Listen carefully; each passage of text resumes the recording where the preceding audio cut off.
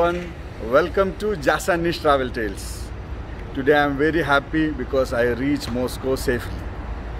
This video is recorded on 23rd of June 2021 and I am going to share my experiences which will be useful for some passengers who are going to travel to Moscow in the recent time. This video is recorded during the COVID-19 restrictions. So the tips that we are going to tell will be helpful for you, and this is summer time.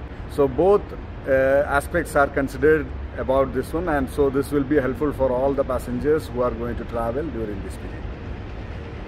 While coming from India, I am not going to mention anything about the visa because you have to take your own arrangements for the visa. I will be doing another video about how to get visa. So for me this time I got the visa through Benny Travels, and while coming you need valid visa in the passport. Then you need a confirmed airline ticket and a return ticket as well. RT-PCR test done 72 hours prior to the departure, and hotel booking. There are only two airlines now operating to Moscow because of the pandemic time and all. This is Aeroflot and Air India. I prefer Air India because they are more punctual and less their cancellations I have found in Air India. Whereas Aeroflot, sometimes it is cancelled all of a sudden. So if you are coming by Air India, you need to have a return ticket in Air India itself. But it's not mandatory that you will travel with that one. So for that one, you may need to arrange a ticket just before traveling, which you can cancel after you come to Moscow or once you are in the flight itself.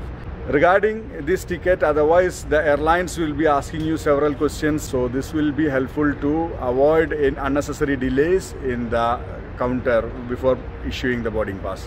And you need to have a confirmed hotel booking as well. The immigration in India itself, they will be asking you for the confirmed hotel booking.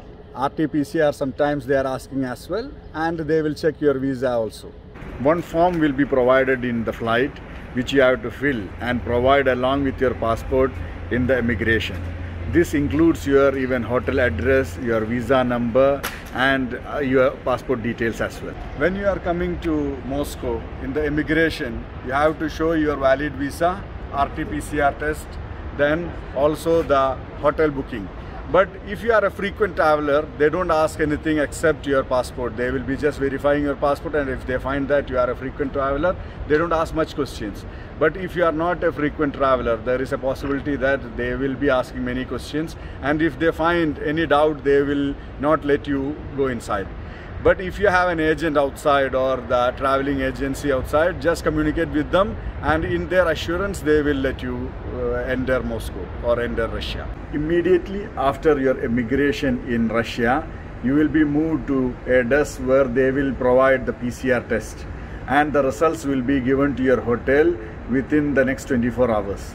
If they don't declare any results, that means you are negative, and if you are positive, they will be informing your hotel for the next procedures. To access internet once you are reached in Russia, it's very easy. There are two methods. One using your phone number, second one is using your passport. Once you are there in the airport, choose the airport Wi-Fi, then it will ask for your phone number. Once you will give your phone number, there will be an SMS with a code will come, and once you will enter the code, you can access internet. If it is not coming, then you just try to take photo of the front page of your passport, then your photo, upload your photo as well.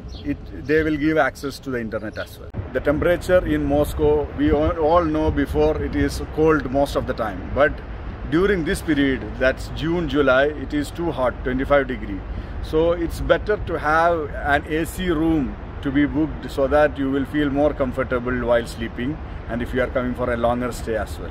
Whenever you are coming to Russia, this type of socket is used here. So it is better advisable to have an international socket, or which can be used in Europe. The same is here in Russia as well. So if you could bring a socket which is used in Europe, you can use the same here. In India now it is a different type, so better you can get it from there, or you have to buy it after coming here. So you have to take care of this point. One important thing that you need to remember, that in the immigration they are going to give you a slip. So you have to keep this one with you once you are leaving Russia, you have to show this one to the immigration officer again. If you don't show, they will not allow you to go. Another important thing is you have to register in the hotel, because any tourist coming in Russia should register in the hotel and they will give a registration certificate. This is required also whenever you are traveling.